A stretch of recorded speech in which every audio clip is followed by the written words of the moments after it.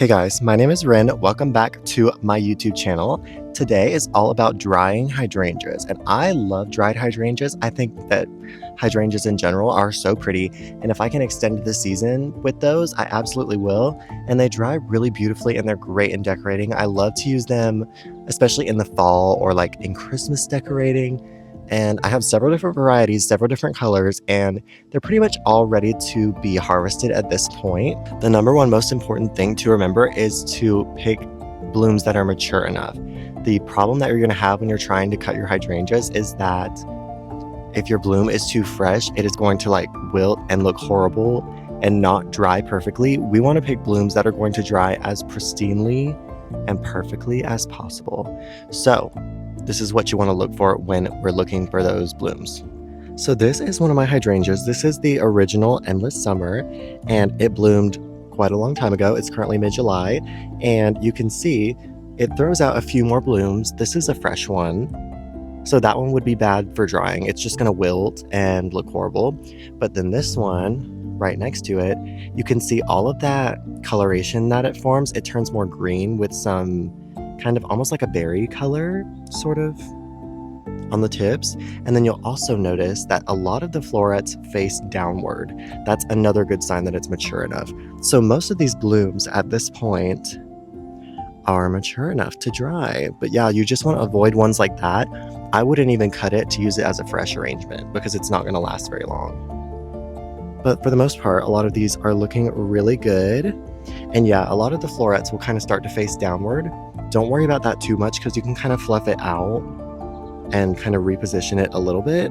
I mean, you know, you can't bend the stem, but you can kind of mix it up a little bit so it's not so obvious. So basically what we are going to do is we're going to go ahead and cut some of these stems and put them in a vase of water that I already grabbed. And we're just going to cut the ones that are mature enough that we want to save and dry. And then we're also going to remove the leaves because the leaves will not dry pretty. They'll dry really ugly. And even if there's any brown petals that you want to remove, now's the time to remove it because it's going to be easier when it's flexible as opposed to when it's dry. Once it's dry, it becomes brittle and they just are much easier to break. So we want to do any kind of cleanup on them now while they're still pliable.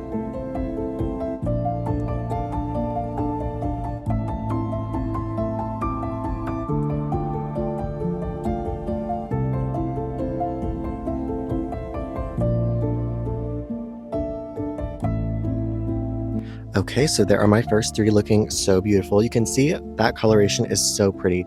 We have some of the blue left from spring, and then most of it has turned green.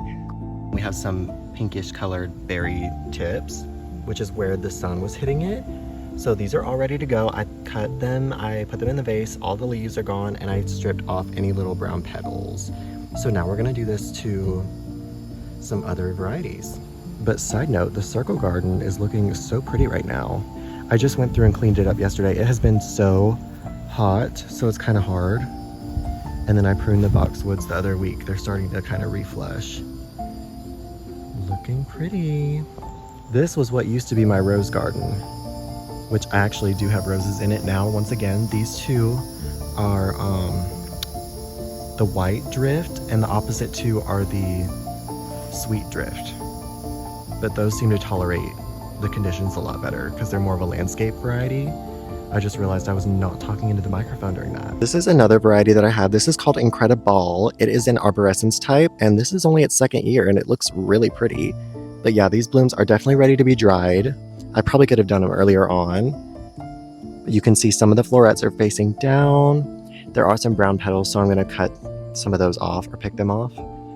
Bees are still loving the hyssop. Never gets old.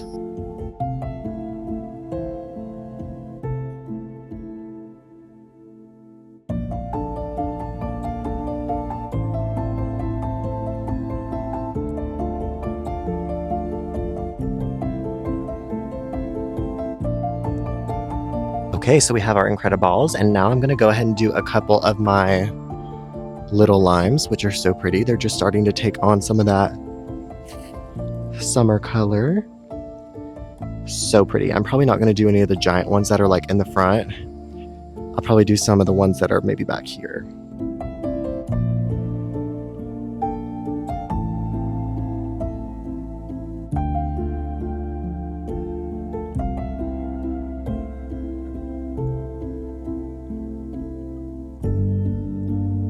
Okay, so I have just cut a few more and we've got our little bouquet ready to go. Looking so pretty. So this is gonna go in the house on a table.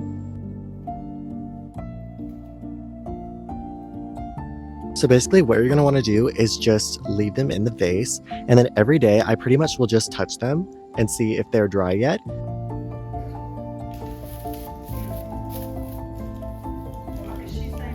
Because they'll look exactly the same, fresh or dried. But the reason you want to know is because once they're dry, you want to take the water out, because if not, you'll start to grow mold. And we don't want to grow mold. But also, my kitty does not eat the hydrangeas, he just smells them. I watch him very closely, and he'll be interested in pretty much anything new and want to smell it, and then he'll leave it alone. So yeah, pretty easy. But I love just using these as kind of floral stems because it allows you to kind of get a lot of mass in things like my Christmas decorating without buying a lot of stems. But yeah, and also it's good for the environment because when you're done with them, you can just compost them as opposed to going into a landfill. And then your plants give you fresh ones every year. So yeah, that's pretty much it. I hope this was helpful. And even just to kind of see some ways that you can use your hydrangeas and kind of extend their life, because definitely I don't have fresh hydrangeas at Christmas, but my house is full of dried ones. So it kind of gives you just a little bit of a different option there. But anyways, thank you so much for watching this video. I will see you guys next week, and yeah, have a great rest of your day.